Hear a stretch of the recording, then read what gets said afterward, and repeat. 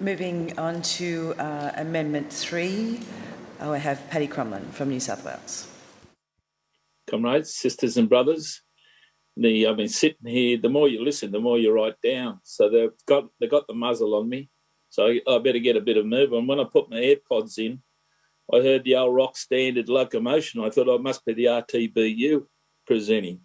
But anyway, I've overcome all of that, and I want to recognise I'm on the broad grassland now called Tullamarine Airport, and I want to acknowledge the elders past and present of our Indigenous, Aboriginal and Torres Strait Islanders. In fact, Tullamarine, as many people should know, is named after Tullamarine, who was an elder of the Wurundjeri.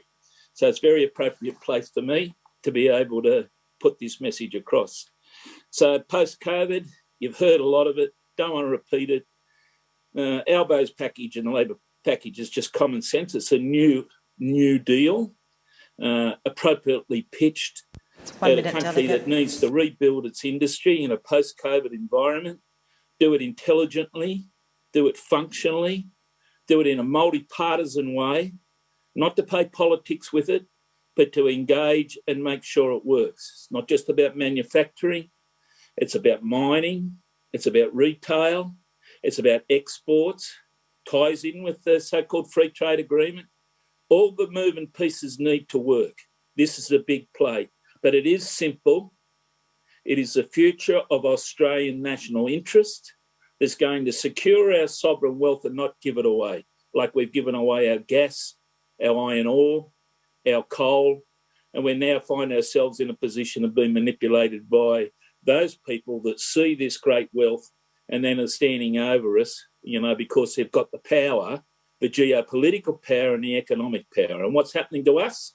Got a small handful of people, 1 or 2% that controls the same wealth as 3/4 of the population. So that's where we've gone in the lucky country, because we've given away our sovereign wealth.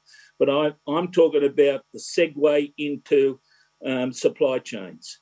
Like, it's not good enough in Australia to have rail, road and shipping not competing on equal and coordinating on equal terms, and relying on an industry, a domestic industry, on wage slavery, tax avoidance, lack of background, lack of national security. Now, you've heard it from me before, and I'm not going to take you through it again.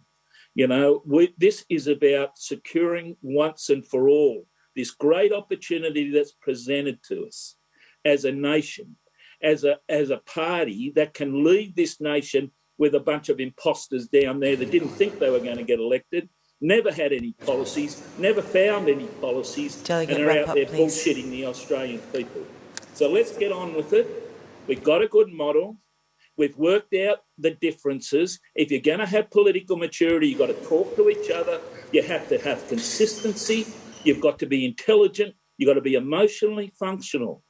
And we've got to move forward in a way that re-earns all Australians' respect, working Australia, that we are the party that can go into the post-COVID environment with our deferred wages, with our industry funds, thank Mr Wilson, and all of your banking mates sitting over the other side, and create a country that we deserve and that Australian workers deserve. So there you go. Hope that was 2 minutes. Thank you, Paddy.